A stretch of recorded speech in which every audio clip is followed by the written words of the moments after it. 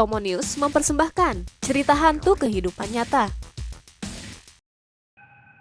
Remaja tersandung tempat pembuangan pembunuhan kuno. Di Taiwan, sekelompok remaja yang dalam perjalanan pulang tanpa sadar melewati tempat di mana tubuh wanita dibunuh dan dibuang. Salah satu supir tiba-tiba berhenti, kemudian mulai berjalan ke arah sebuah gubuk yang bobrok. Dia mengaku melihat seorang wanita terluka yang sedang menangis. Wanita itu berkata padanya kalau dia tidak bisa menemukan tangannya dan ia butuh bantuan. Ia berdiri di sana dalam keadaan linglung dan butuh 3 teman-temannya untuk memaksa dia pergi. Mereka membawanya ke ruang gawat darurat, khawatir dengan kondisi mentalnya. Polisi memberitahukan remaja bahwa pada tahun 1995, pria telah membunuh istri dan tubuhnya dimutilasi. Suami merebus kepala istrinya dalam upaya untuk membuang dan menyembunyikan tubuh. Pada akhirnya polisi mampu menemukan sebagian besar dari tubuh istri, kecuali tangan kanannya. Tak satu pun dari remaja yang terlibat dalam insiden tersebut telah lahir ketika kasus pembunuhan terjadi.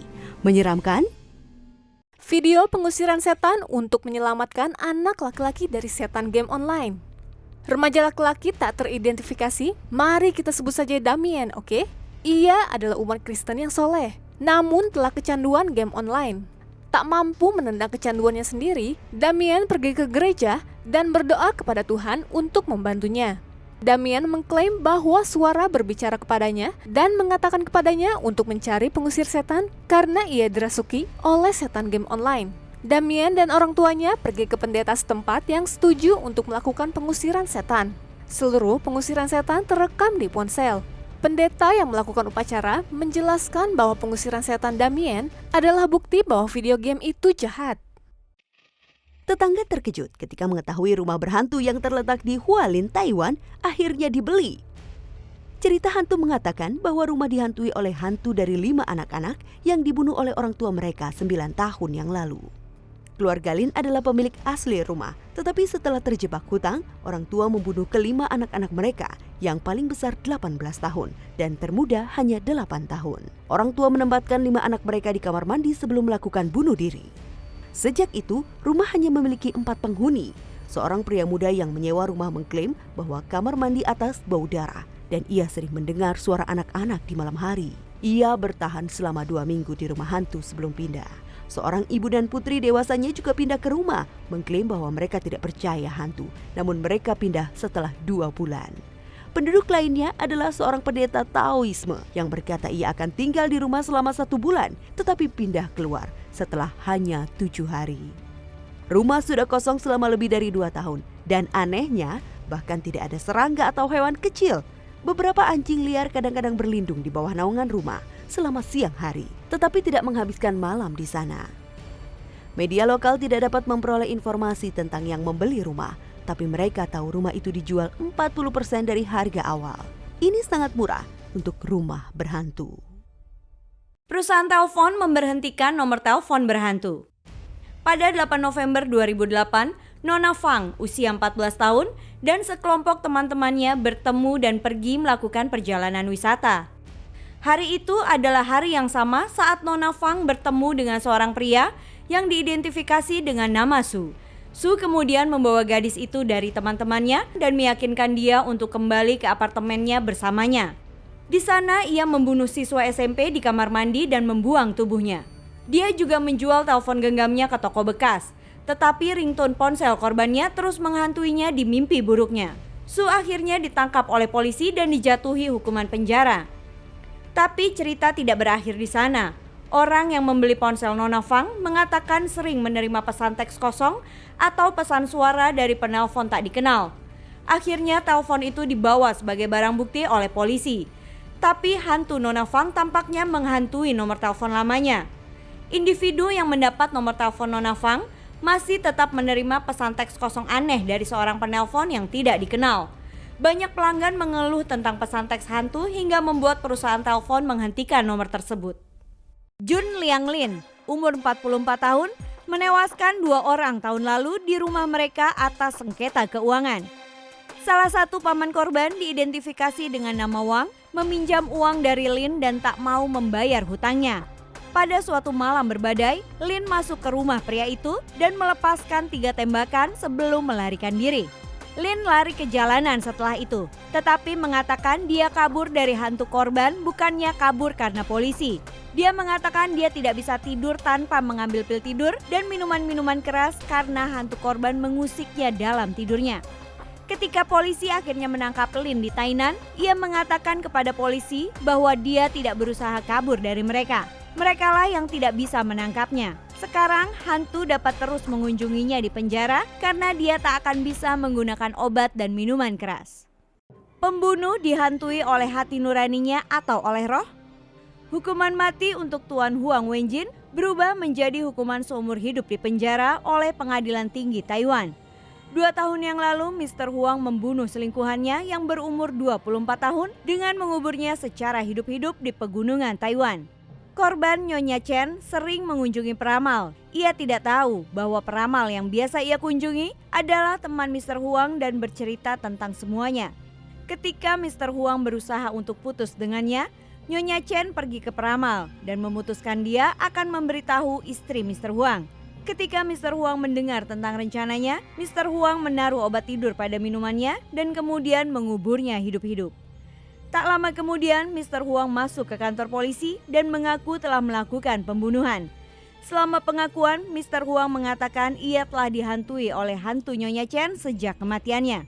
Dia takut untuk tidur. Dia mengatakan Nyonya Chen menunggu dia tidur sehingga bisa menghantuinya. Dia susah tidur selama hampir 7 bulan. Mr. Huang pastilah berpikir korban akan berhenti menghantuinya setelah ia mengaku. Tetapi ternyata tidak.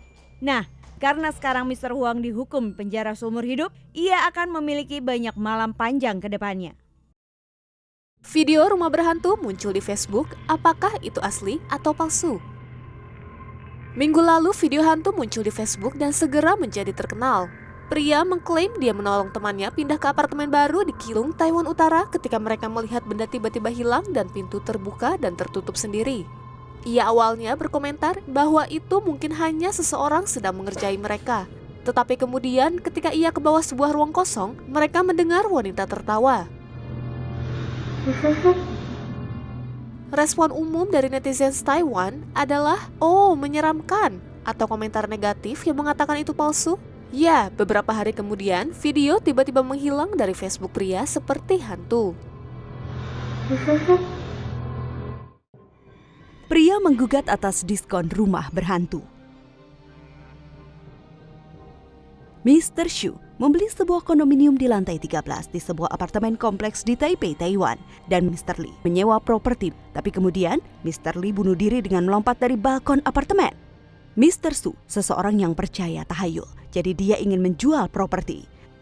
Mr. Xu pikir apartemen adalah senilai 900.000 US dollar, tapi agen real estate menghargainya hanya 680.000 US dollar. Mr. Xu berusaha menggugat agen real estate ke pengadilan karena percaya tahayul. Hal ini karena harga perumahan akan jatuh tergantung pada apakah ada kematian yang tidak wajar di properti.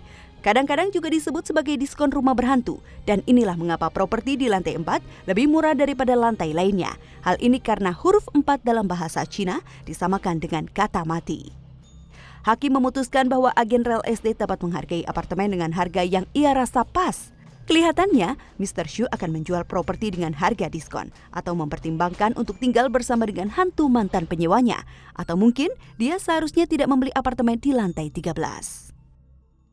Perampokan makam, putri dicuri dari tempat istirahat terakhirnya. Ada suatu tahayul di Cina bahwa jika seorang pria meninggal sebelum menikah, keluarganya harus memberikannya seorang pengantin hantu. Pengantin hantu adalah seorang wanita yang jenazahnya dimakamkan dengan pria mati. Kepercayaan ini mungkin menjelaskan mengapa keluarga di timur Cina provinsi Shandong kehilangan putri mereka. Putri mereka Xiaopu meninggal 6 bulan lalu dari keracunan karbon monoksida pada usia 28 tahun. Mereka kembali untuk mengunjungi kuburan beberapa bulan kemudian, hanya untuk menemukan bahwa kuburan telah kosong dan tubuh putri mereka telah dicuri. Karena dia telah ada di dalam tanah selama beberapa waktu, pihak berwenang setempat percaya alasan seseorang mengambil mayatnya adalah untuk menjualnya sebagai pengantin hantu. Rumah The Watch di NG sekarang kembali dijual. Rumah megah New Jersey ini bisa menjadi milikmu dengan hanya lebih dari $1 juta. plus bonus penguntit menyeramkan untuk Anda sendiri. Aku senang mengetahui nama-nama kamu sekarang dan nama-nama darah muda yang telah kamu bawa ke saya. Ya, saya memperhatikan kamu. Ini hanyalah potongan menyeramkan surat-surat yang diterima oleh keluarga Broders setelah mereka membeli rumah Westfield ini senilai $1,3 juta pada tahun 2014. Pertengahan 2015, keluarga merasa muak. Mereka menggugat pemilik sebelumnya untuk tidak menyebutkan ada seorang penguntit rumah. Kemudian keluar dari rumah itu. Tapi, jika Anda sedang mencari rumah menyeramkan, bergembiralah. Karena sekarang rumah kembali dijual hanya dengan $1,25 juta. Siapakah penguntit yang dijuluki The Watcher ini? Ya, beberapa orang mengatakannya itu adalah sebuah usaha untuk menurunkan harga rumah. Lainnya berpikir itu adalah sebuah lelucon. Namun surat setidaknya menunjukkan orang tersebut telah lama terlibat dalam rumah dan penghuninya. Kakek saya memperhatikan rumah di tahun 1920-an. Ayah saya memperhatikan pada tahun 1960-an. Dan sekarang giliran saya. Jadi apa yang kamu pikirkan? Nyata atau tipuan? Dan ngomong-ngomong, jangan lupa rumah itu dijual. Dan kami cukup yakin kamu bisa menawar hingga setidaknya $1 juta.